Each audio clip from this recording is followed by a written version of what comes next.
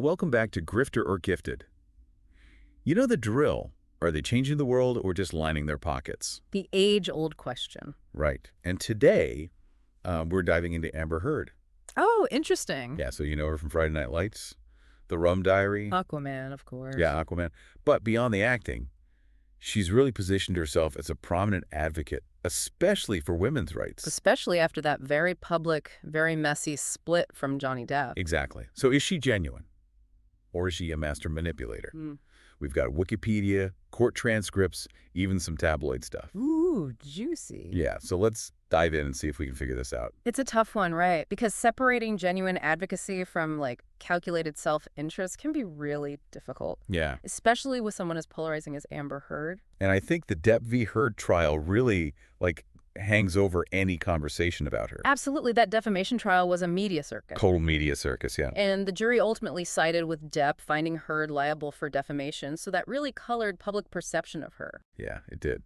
But I thought it was interesting that one of the jurors later admitted that they actually believed both Heard and Depp had been abusive to each other. Oh, wow. But they felt that Heard couldn't prove that Depp's abuse was physical.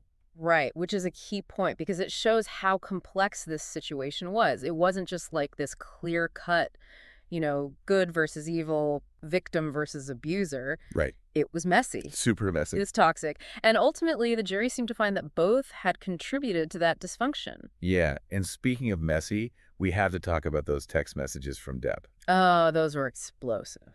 They were. He's admitting to some pretty excessive drinking, some violent behavior. He even wrote to a friend that he was too F in the head to spray my rage at Heard. Yeah, and that's hard to ignore, even though he maintains he never physically abused her. Right.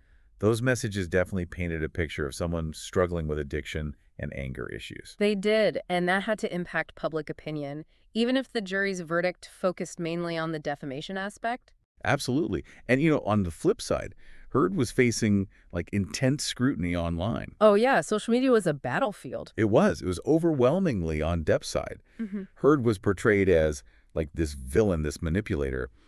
It makes you wonder how much that negativity actually impacted the jury, despite the judge's instructions. It's a good question, right?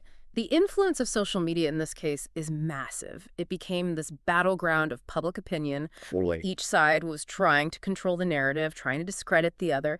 And it raises some big questions about the fairness of trials in this age of digital media, because perceptions aren't just shaped by the evidence presented in court anymore. Right. It's about this whole vortex of online commentary. Absolutely. So with all that in mind, let's shift gears a bit and look at Heard's activism. She became a very vocal advocate for women's rights. Especially against domestic abuse. Right, and really stepped into that role, especially after #MeToo. But then there's that $7 million divorce settlement that she pledged to donate to the ACLU and Children's Hospital Los Angeles. Right, which initially got a lot of praise, but then it became the source of controversy during the trial. Yeah. The ACLU ended up revealing that she'd only paid $1.3 million of the promised $3.5 million. Right. Which, fueled those accusations of hypocrisy and further damaged her credibility. For sure. And we also can't forget that in 2018, L'Oreal made her a global ambassador. Interesting timing. Yeah. Considering L'Oreal's own complicated history, accusations of racist discrimination and all that, some people saw that partnership as more about capitalizing on the #MeToo movement than genuine allyship. Yeah, it felt very much like a calculated PR play for L'Oreal. Definitely. By aligning themselves with someone like Heard, who was, at the time, this high-profile figure speaking out against abuse, it made them look like they were on the right side of history. Totally. Despite their own questionable past.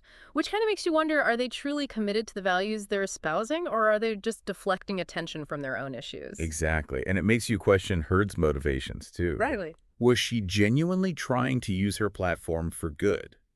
Or was she playing the game, carefully crafting her image to benefit her career? It's hard to say definitively. There's evidence that could support both interpretations. Right, and that's what makes this whole deep dive so fascinating. For sure. We're unpacking these layers, trying to figure out what's genuine and what's calculated. Yeah, it's no easy feat. It's not.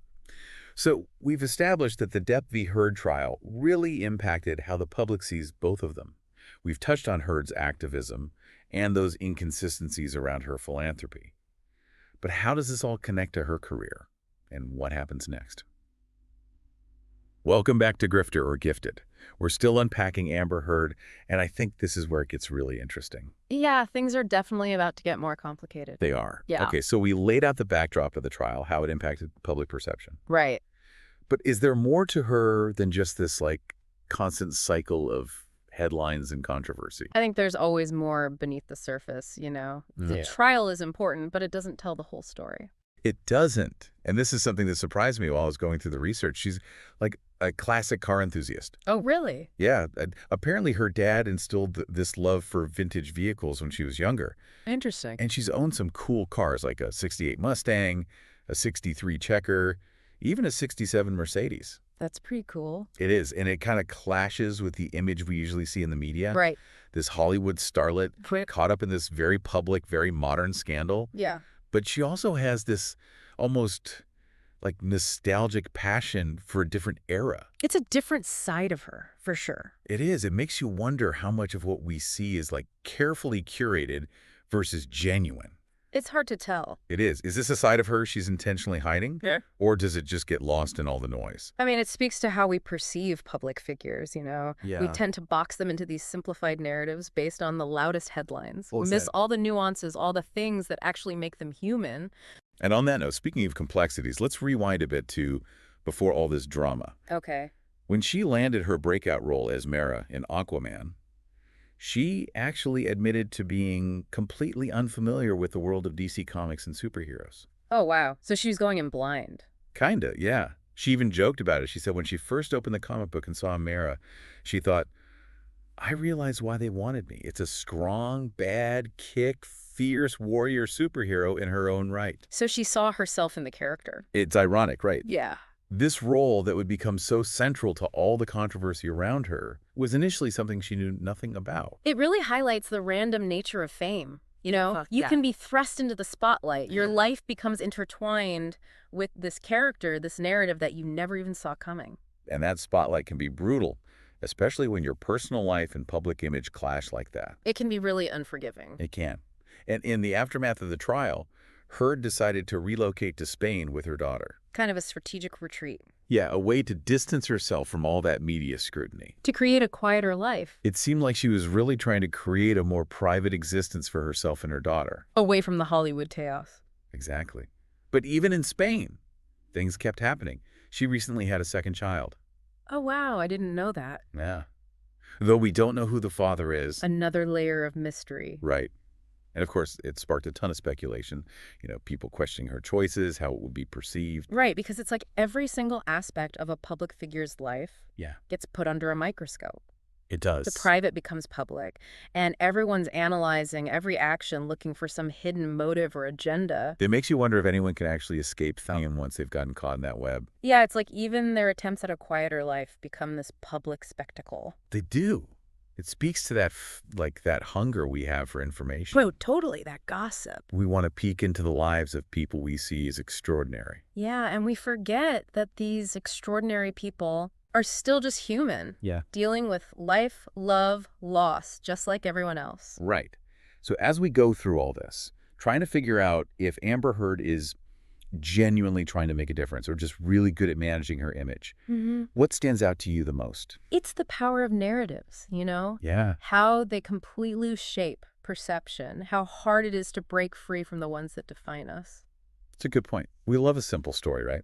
We do. Good versus evil, victim versus villain. Right. But real life is rarely that clean. Never that clean. And Amber Heard, with all her complexities and contradictions, Yeah. she really embodies that messiness. She does. Whether you believe her or not, her story forces us to look beyond the surface. It challenges our assumptions. It does. It makes us realize that the truth is often somewhere in that messy gray area. And there's one more element we need to unpack before we can even attempt to answer our question.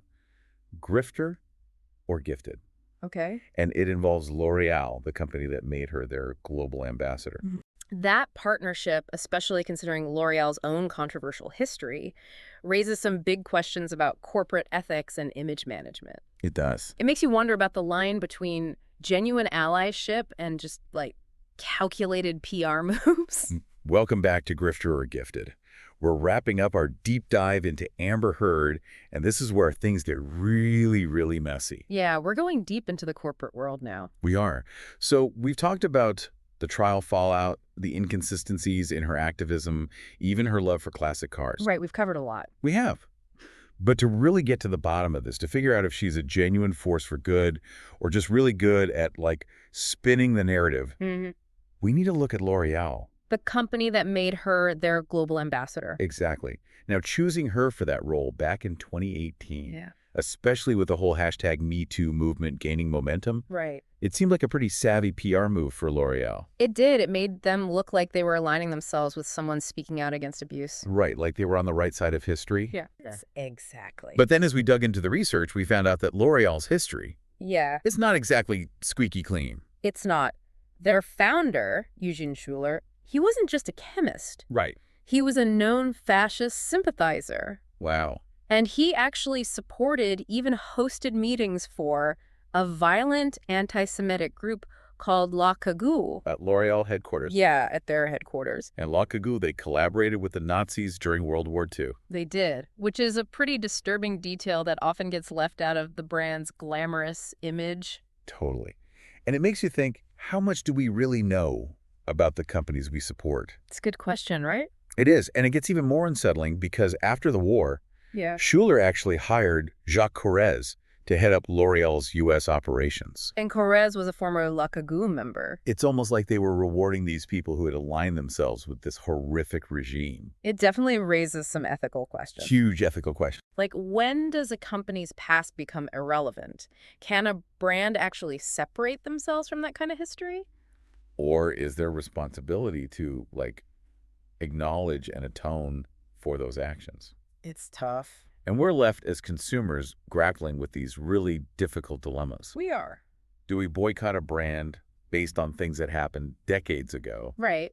Or do we just focus on the product and ignore the company's past? It's a personal decision. It is, but I think awareness is key. Absolutely. Knowing the full story empowers us to make choices that align with our own values. Right. It's about informed decision-making. And the controversies, they don't stop there. Oh, yeah. L'Oreal has also faced tons of accusations of racist discrimination, both in the U.S. and France. Multiple lawsuits. Yeah, for discriminatory hiring practices, for pushing skin whitening products. Right. Products that perpetuate these really harmful beauty standards. It's like this constant contradiction between what they say. And what they do. Exactly. It makes you wonder, is it all just for show? Is it all just a facade? Are they really committed to inclusivity and equality? I think it's a question L'Oreal and a lot of companies like them need to answer. They do? Actions speak louder than words, and consumers are getting smarter. They are. We can see through the performative activism, the empty promises. So after all of this, after this deep dive into all the contradictions and complexities of Amber Heard, Right. can we actually answer our question, grifter or gifted? You know, I don't think there's an easy answer. Yeah. The evidence we have is mixed, public opinion is still divided, and there's always going to be more to uncover. And that's kind of the point, isn't it? It is. The world isn't black and white. It's not. To really form an opinion, you need to be curious, you need to think critically. You have to be willing to embrace nuance. Absolutely. And Amber Heard's story, whether you believe her or not, it really pushes us to look beyond the surface, to question what we think we know. And to recognize that the truth is usually somewhere in that messy gray area. It is.